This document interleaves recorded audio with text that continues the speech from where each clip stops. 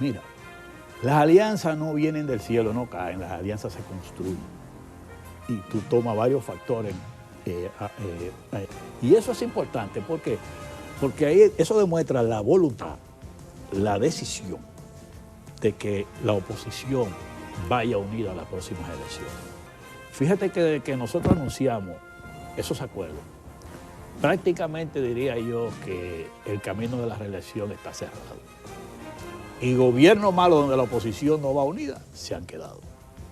Mira, el propio partido de gobierno, el presidente del PRM, dijo en enero que en junio de este año iba a anunciar una alianza con 21 partidos políticos del PRM, que era la alianza histórica, la más grande del país. 21 partidos anunciaron, 17 a 21 partidos. Y dijeron en enero que le iban a anunciar en junio. ¿Ustedes la han oído? Es que los decretos no han salido. Ustedes la han oído, esa alianza. Y le ofrecieron cargo en el gobierno a todos. Y todavía el día de hoy, como dicen algunos de ellos, lo tienen mareado. Todavía hay mareo y mareo. El gobierno dice, el país está bien y va bien. Nosotros decimos, está mal y va mal.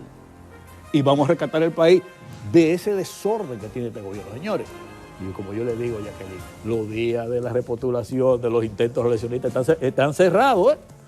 Fíjense cómo ha reaccionado. Una cosa es lo que él diga. Mira, el presidente Luis Abinader habla todos los días, todas las horas, y ese siempre, eso es su forma. En campaña igual, y en las reuniones igual. Sabe más que todo el mundo. Eso es así. Esa es su naturaleza.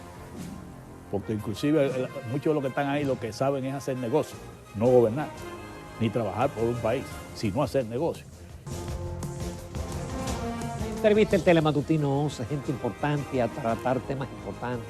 Nos acompaña el ingeniero agrónomo Héctor Guzmán, un político de larga data. No, yo no estoy diciendo que es viejo, sino que tiene... No, porque él y yo... Comenzamos temprano. Comenzamos temprano, ¿verdad? Y entonces tiene una gran experiencia y un olfato político. Por eso a mí, cada cierto tiempo, cuando hay eventos políticos de importancia, me gusta invitarlo comenzando la semana. Héctor, buenos días. Saludos a ustedes y a los amigos televidentes.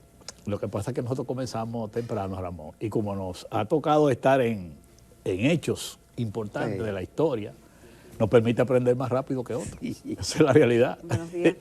Buenos días, Jacqueline. Héctor además fue de los carpinteros de la alianza, porque eso fue una carpintería, ¿no? Estamos en la mesa ahí. Y creo que la carpintería sigue. Sigue, claro que sí, claro que sí. Mira, nosotros dimos a conocer públicamente con la conformación de la Alianza Rescate RD, que habíamos llegado a consenso en 86 municipios, 150 distritos municipales y 4 provincias en términos de senaduría.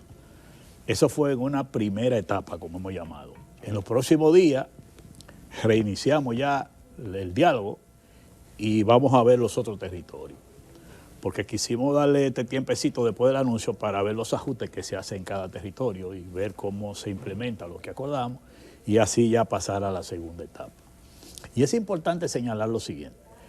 Todo lo que hemos hecho en cada uno de los territorios, nosotros estamos en consulta permanente con los dirigentes y los aspirantes de cada lugar, los 3 partidos. O sea, nosotros ahí no imponemos, nosotros vemos qué pasa abajo para entonces aquí arriba analizar ya como macro y poder llegar a consenso. E inclusive algo importante es que en el territorio los propios actores políticos de los 3 partidos buscan acuerdo entre ellos. Y nosotros les hemos exhortado a que en el territorio traten de ponerse de acuerdo y si tienen un acuerdo nos los traigan arriba porque es más fácil para uno, porque son intereses que se manejan en cada territorio. Por ejemplo, el PRD ha sido en las instrucciones que hemos dado, mire, acérquense a los dirigentes del PLD, de la Fuerza del Pueblo, de los partidos que te entiendan, y entre ustedes, que conocen la realidad, traten de buscar un acuerdo y cuando nos lo traen aquí arriba es más fácil para nosotros trabajarlo. Y eso es importante, ¿por qué? Porque ahí eso demuestra la voluntad, la decisión de que la oposición vaya unida a las próximas elecciones. Fíjate que desde que nosotros anunciamos esos acuerdos, prácticamente diría yo que el camino de la reelección está cerrado, sin lugar a dudas. Y las reacciones que tú ves de los funcionarios del gobierno y del propio presidente te dice a ti su gran temor a esa alianza de la oposición. Y nosotros lo que hemos hecho es interpretar lo que la población nos pide. Cuando tú vas a cada lugar, a territorio, a un barrio, a un pueblo, a una plaza comercial, la gente lo que te dice es, júntense, para salir de este mal gobierno, que esto no está bien, esto va mal. Entonces, nosotros sabemos que hay un sentimiento que planteaba la alianza de la oposición, y eso es lo que hemos interpretado, por el bienestar del país. Fíjense, al extremo de que nosotros hemos colocado los intereses de un aspirante particulares y colocamos el interés del país. Señores, vamos a ponernos de acuerdo. Por una frase que nosotros hemos acuñado desde el PRD, hemos dicho, un gobierno malo con una oposición dividida se queda. Ahora, aquí la alternativa es para cerrar el camino de estos intentos reeleccionistas, es la alianza de la oposición. El que no esté claro en eso, no está en este país. Pero no en este país, no. Tú analizas todos los otros escenarios de América Latina y gobiernos malos donde la oposición no va unida, se han quedado. Ahora, gobierno malo donde la oposición va unida, no hay duda que se produce un relevo. Adiós, Héctor, pero esta alianza en cierta medida no es una señal de debilidad en una parte. Si uno se pone a ver la génesis, son dos partidos, el PRD, PRM y el PLD, Fuerza del Pueblo, o como le queramos llamar ahí. Pero en definitiva son dos partidos. Entonces, unirse todos para enfrentar al gobierno, le están diciendo la fortaleza del gobierno. No, mira, déjame... Y además, alguien va a morir en esa alianza. Es decir, alguien se va a debilitar de una manera tanto que puede desaparecer. Mira, Jacqueline, no, mira, nosotros que hemos trabajado tanto en acuerdos políticos, no desde ahora, casi todos los acuerdos políticos importantes de este país. Los que estamos en esa mesa somos gente todo de experiencia, de manejo de alianzas y de campaña electoral. Mira, las alianzas no vienen del cielo, no caen, las alianzas se construyen. Y tú tomas varios factores en análisis para tú construir una alianza.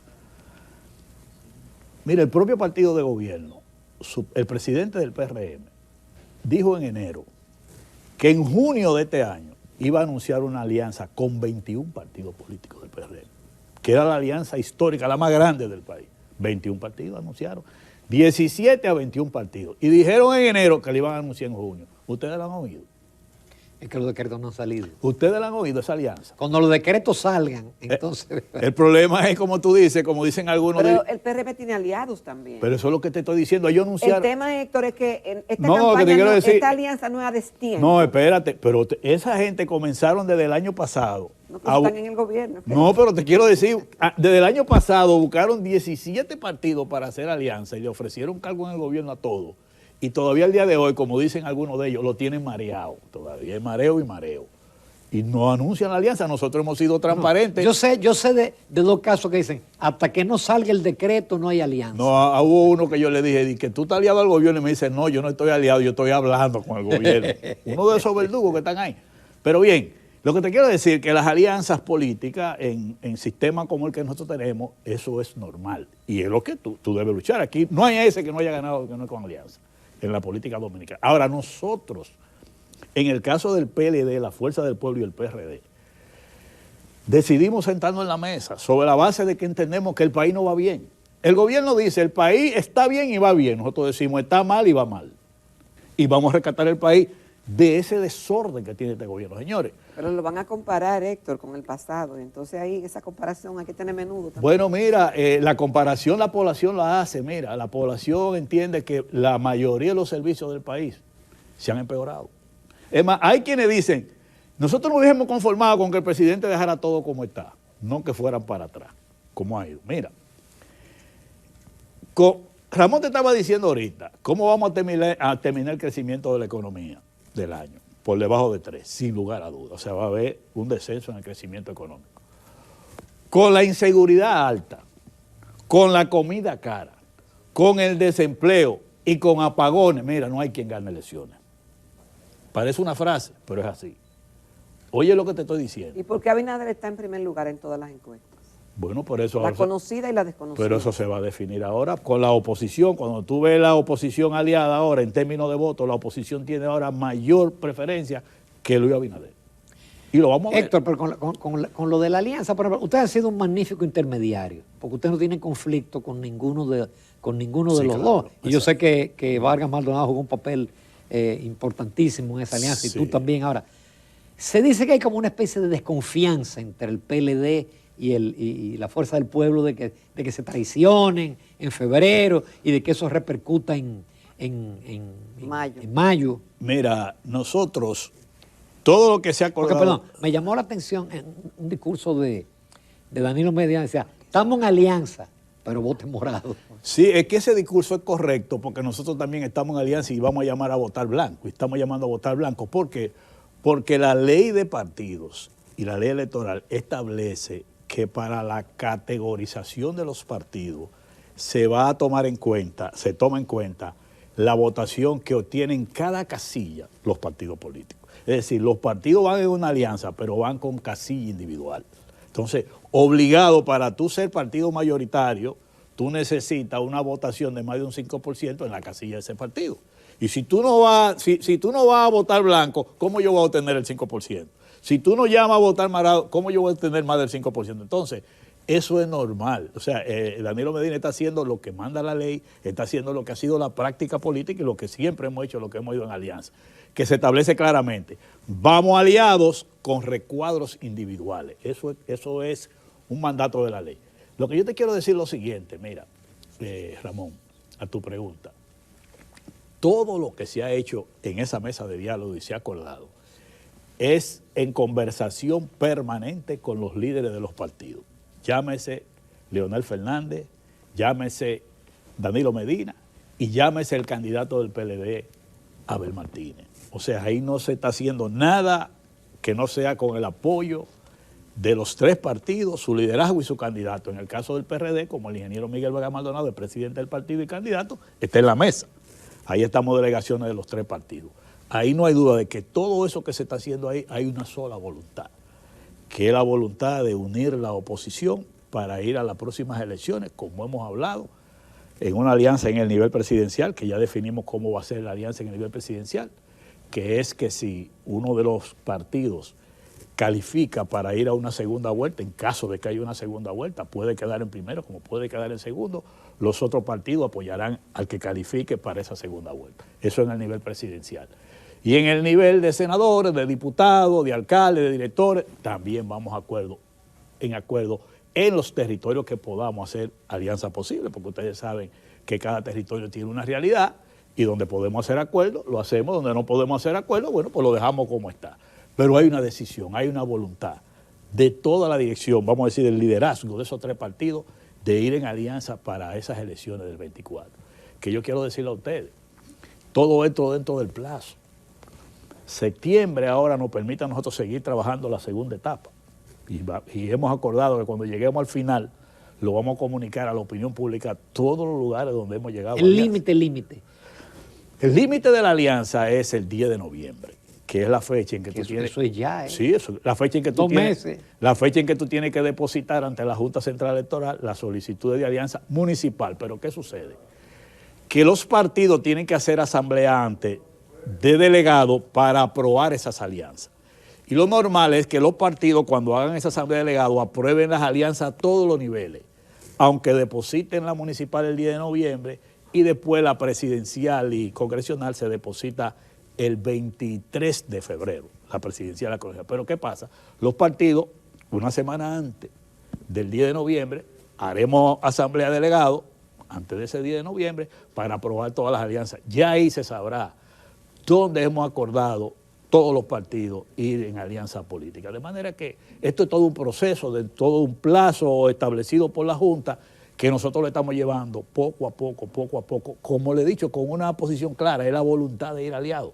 Sobre la base de lo que yo le dije, un gobierno malo con una oposición dividida se queda, pero con una posición aliada, y como yo le digo, Jacqueline, los días de la repostulación, de los intentos eleccionistas están cerrados, ¿eh? Fíjense cómo ha reaccionado. Yo me reía con el discurso del presidente Abinader ahora en Loaje Carrizo. Pero ¿y qué le puede ofrecer el presidente Abinader a este país? ¿Qué le puede ofrecer? Dígame usted. ¿Qué le puede ofrecer? Hablar de honestidad y transparencia. Tiene 3 años hablando de eso y la campaña pasada también. Lo mismo. Pero a él se le olvida que él tiene 3 años gobernando. Y usted puede hablar de transparencia y de honestidad en estos 3 años de gestión. Él dice que sí. Bueno, él lo puede decir, pero la población está viendo claro ahí. Miren, transparencia y honestidad. Transparencia Internacional dice que sí, que ha habido un cambio. No, pero lo de Transparencia Internacional son los informes de participación ciudadana, que es el otro partido de la sociedad civil que apoya al gobierno. Eso lo sabemos todo. Esos mismos informes lo leen allá. Mire, Jacqueline, él dice, el presidente, que él tiene planes a corto, a mediano y largo plazo. Yo le voy a explicar a ustedes, y ustedes estaban hablando ahí sobre el tema de la ejecución del gobierno, el crecimiento de la economía. Mire, señores, porque por ahí es donde usted mide el gobierno, porque una cosa es lo que él diga, mire, el presidente Luis Abinader habla todos los días, todas las horas, y ese siempre, eso es su forma. En campaña igual, y en las reuniones igual, sabe más que todo el mundo, eso es así, esa es su naturaleza. Ahora mire, cuando usted analiza los primeros 6 meses de este año de la ejecución presupuestaria y se va al capítulo que publica en su página el Ministerio de Economía y Desarrollo, de inversiones de capital, que tú hablabas ahí, Ramón, usted tiene varias lecturas. ¿Usted sabe cuánto pagó este gobierno de intereses de la deuda en esos 6 meses? Estamos hablando de 117.000 millones, es decir, 20.000 millones mensuales. 20.000 millones mensuales, nada más intereses. ¿Usted sabe cuánto gastó este gobierno en pensiones en esos 6 meses? 29.500 millones. Estamos hablando cerca de 5.000 millones mensuales en pensiones. Ahora, ¿usted sabe cuánto invirtió este gobierno en obra pública? 12.000 millones de pesos nada más en obrita en esos 6 meses. Es decir, mientras gasta en pensiones 5.000 millones de pesos y en intereses de deuda 20.000 millones de pesos, en obra pública apenas 2.000 millones de pesos. 12.000. 2.000 millones de pesos mensuales. Mensuales, sí. Es decir, en los 6 meses pagó 117.000 millones en intereses, pagó 29.500 millones en pensiones y obra pública 12.000 millones apenas. Pero oye lo más grave. Cuando yo me pongo a ver los proyectos de inversión que tiene ahí el Ministerio de Economía, de los 10 proyectos, 7 son continuidad del gobierno anterior, solo 3 son nuevos. Pero ¿qué es más grave?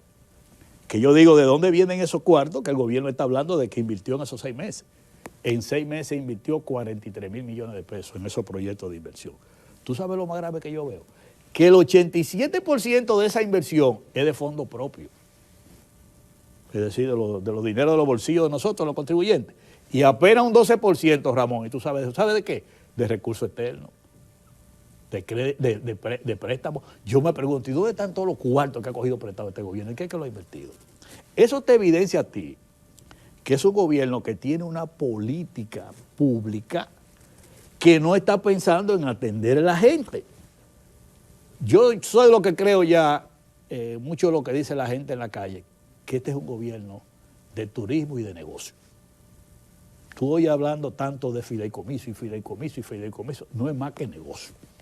Entonces, no atiende a la gente. Nosotros necesitamos un gobierno que piense más en la gente. Mire lo que está pasando con el dengue.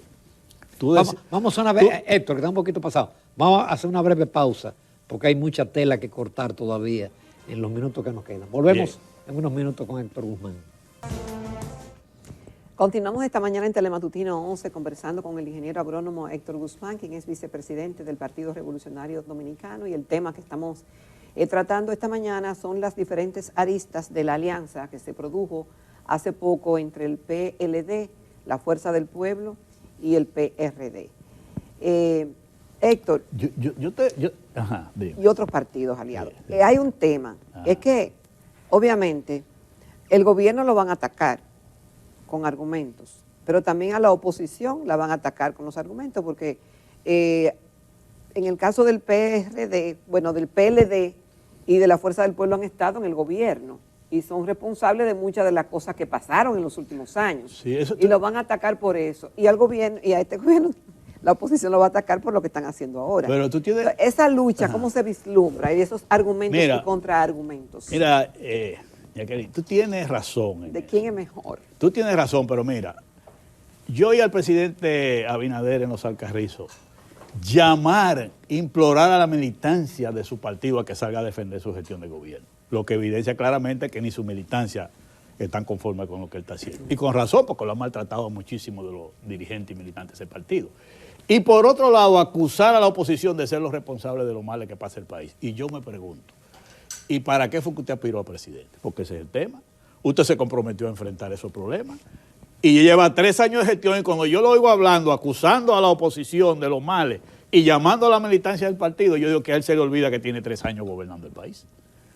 Y yo le digo a ustedes, Usted se puede ver todas las encuestas, las del gobierno y las que no son del gobierno. Y la gente dice claramente, la inseguridad ciudadana ha aumentado. El desempleo ha aumentado, lo que dice la población. La comida está más cara. Los servicios, cuando te habla de luz y agua, han empeorado en su mayoría. Entonces, ese es el cuadro. Pero también dice, cuando le preguntan a la gente de la gestión del gobierno, o sea, es la cosa que yo no entiendo. La gente dice en su mayoría que está conforme con el gobierno, a pesar de esos males. Entonces esas contradicciones yo lo que te digo, no mira, las comprendo. Yo lo que te digo, fíjate lo que está pasando ahora con el retorno de los apagones, que es una verdad, que algunos funcionarios tienen el tupé. Pero dicen que ahora están sirviendo más energía que antes. No, que hay más calor. Ellos dicen, podrán dar todas las explicaciones que quieran, pero los apagones son una realidad. Yo hablaba, mira, yo estaba en la casa del hijo mío con los nietos. Un nieto de 7 años. Voy a contar esto para que ustedes vean lo que es la expresión más clara de lo que está pasando en la sociedad ahora con los apagones. El niño tiene 7 años, se va a la luz, dura como 4 o 5 horas la luz. Usted sabe que los niños ahora usan tablets, usan el celular, que todos los equipos electrónicos. Y el niño dice, el nieto mío, a su papá, pero ¿y qué es lo que está pasando con la luz, que no hay luz? ¿Y con quién hay que hablar para que se resuelva algo? Y su papá, como natural, le responde, hoy con el presidente, y el niño dice, ¿con Luis Abinader? Dice, con él es que hay que hablar para el tema de los apagones. O sea, un niño de 7 años que no está acostumbrado a ver una casa 2 y 3 días que se va 3 y 4 horas la luz.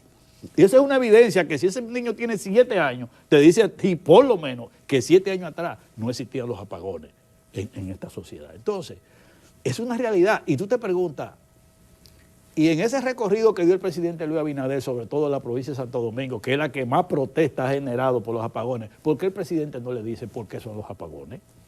Porque, ¿tú crees que con apagones, comida cara, delincuencia alta, desempleo, se ganan elecciones? No, no hay manera.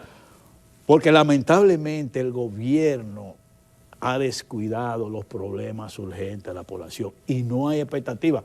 Yo soy de lo que digo y aprovecho este programa, que el presidente Luis Abinader debe darle una explicación al país qué es lo que está pasando con el tema de los apagones y por lo menos crear alguna esperanza, porque la información que tenemos nosotros de los técnicos del área eléctrica, tanto de la oposición como del gobierno, del partido de gobierno, es que aquí no hay perspectiva de que esto mejore.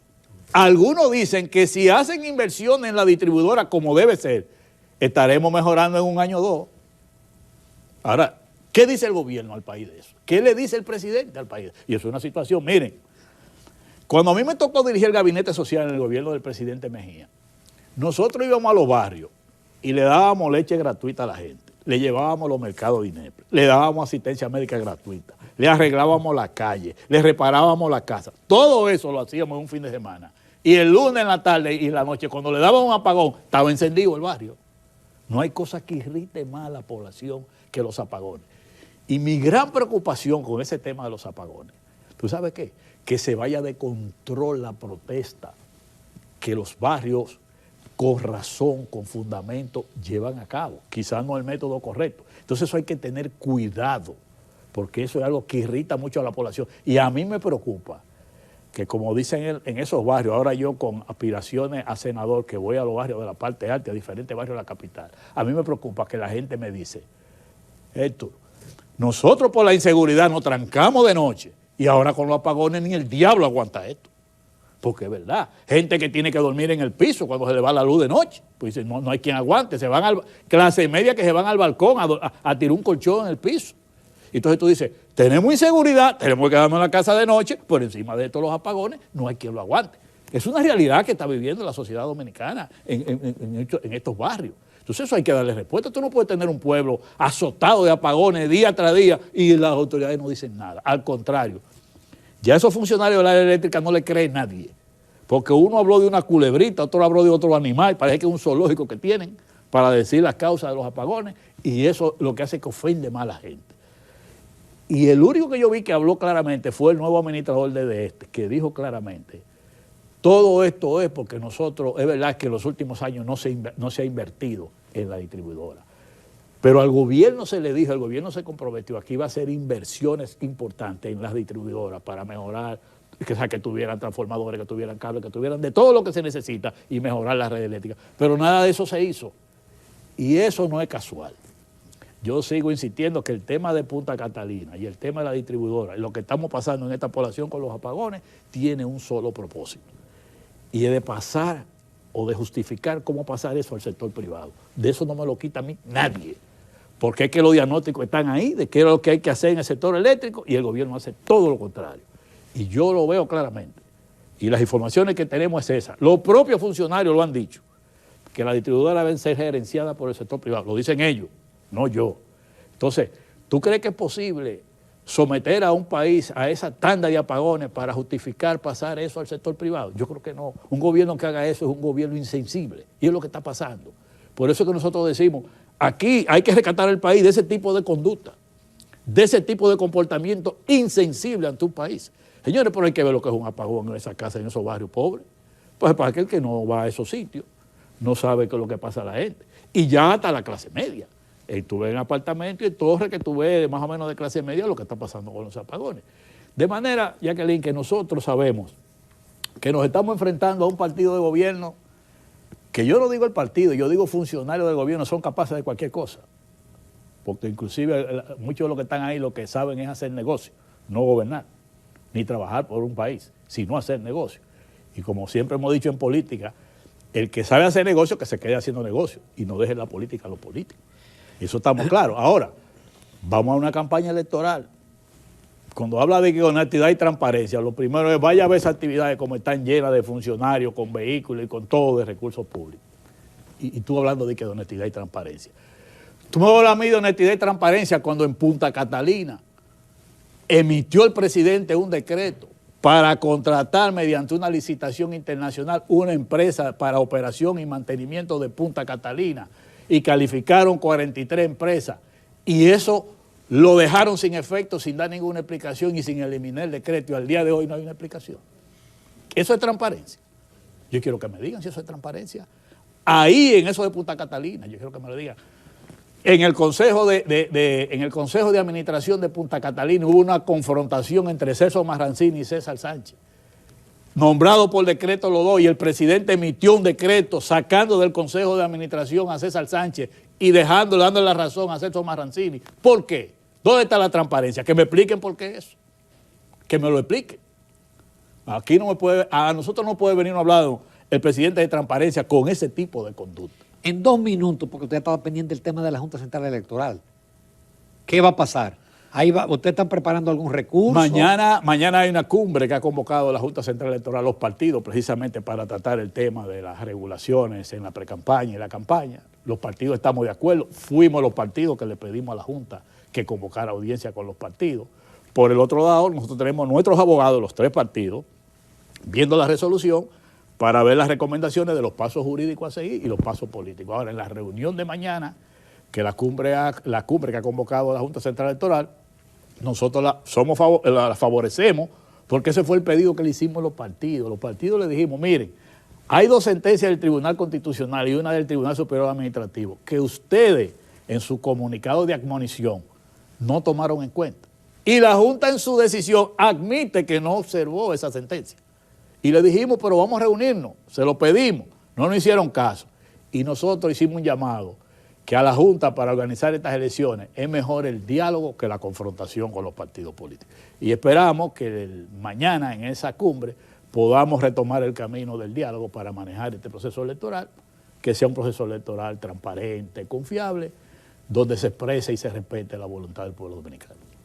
Héctor Guzmán, agradecido. A ustedes. Te esperamos pronto. Pues gracias. Gracias. Nos vamos a comerciales, retornamos a la recta final del Telematutino 11.